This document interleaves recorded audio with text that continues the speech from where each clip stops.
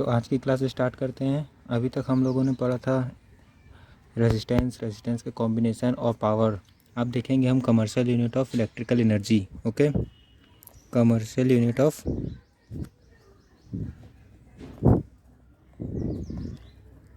Electrical energy.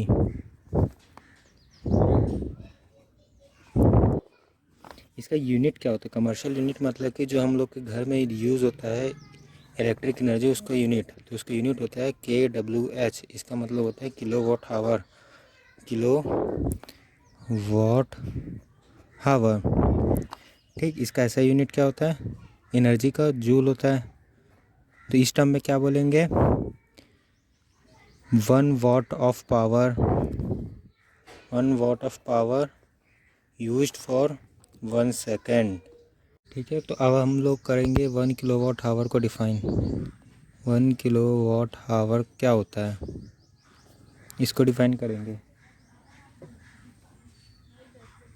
तो ये 1 kilowatt hour 1 kWh is the amount of electrical energy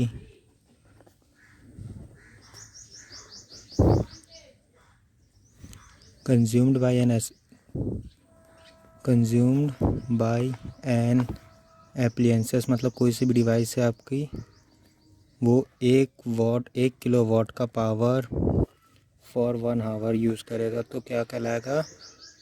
1 kilo watt our. Okay, तो in general क्या कह सकते हैं? 1 किलो वाट आवर क्या होता है? जितना पावर एक घंटे कितना भी समय के लिए यूज़ होता है उसको क्या कहेंगे? Kilo watt our. ओके, अब जैसे कि हम लोग देखेंगे एनर्जी का ऐसा यूनिट क्या होता है?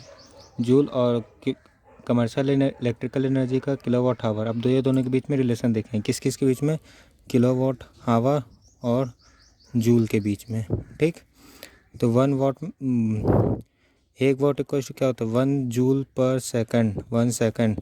तो 1 kilo watt equal to 1000 watt. ठीक, और 1 hour equal to 60 into 60 second, मतलब कि 3600 सेकेंड।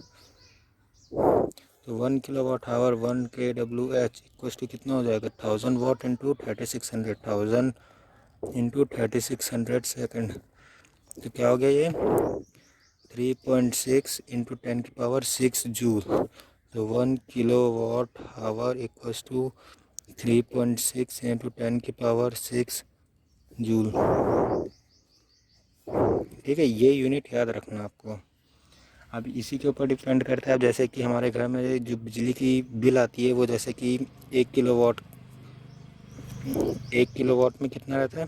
5 से 6 रुपये रहता है 1 किलोवाट का। वो रीडिंग मीटर रीड करता है। मीटर जो रीड करता है वो किलोवाट आवर में रीड करता है। Okay,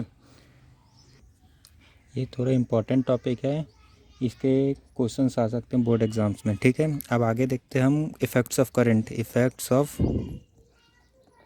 current, electric current, electric current. सबसे पहला इफेक्ट होता है हीटिंग इफेक्ट है।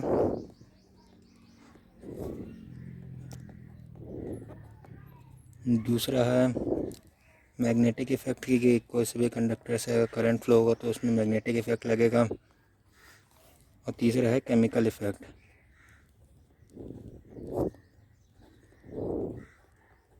जैसे कि कोई से भी कंडक्टर से अगर इलेक्ट्रिसिटी प्रोड्यूस होगा तो हीट प्रोड्यूस होगा। और मैग्नेटिक इफेक्ट, जब करंट किसी भी कंडक्टर से फ्लो होता है तो उसके आसपास मैग्नेटिक फील्ड प्रोड्यूस हो जाता है। और केमिकल इफेक्ट जैसे कि पानी का इलेक्ट्रोलाइसिस करते हैं, इलेक्ट्रोलाइसिस में हाइड्रोजन और ऑक्सीजन को अलग किया जाता है, तो ये केमिकल इफेक्ट में आता है। तो अभी हमको हीटिंग इफेक्ट अकेला पढ़ना है। ठीक, तो हीटिंग इफेक्ट, तो इसका मतलब क्या होता है? When an electric current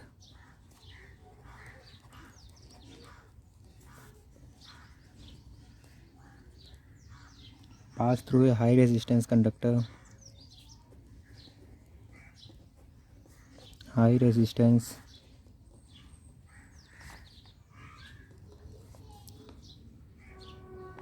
wire, जैसे कि नाइक्रोम हो गया, टंगस्टन हो गया, ये सब वायर क्या होते हैं जिसकी रेसिस्टिविटी बहुत हाई रहती है, तो इसका रेसिस्टिविटी हाई होने के कारण रेसिस्टेंस भी ज़्यादा ऑफर करेगा। तो जिसका ज़्यादा रेसिस्टेंस होगा वो ज़्यादा गर्म होगा इलेक्ट्रिक करंट पास होने के लिए।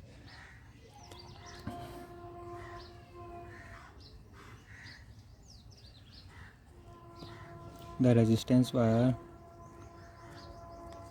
Wire become hot,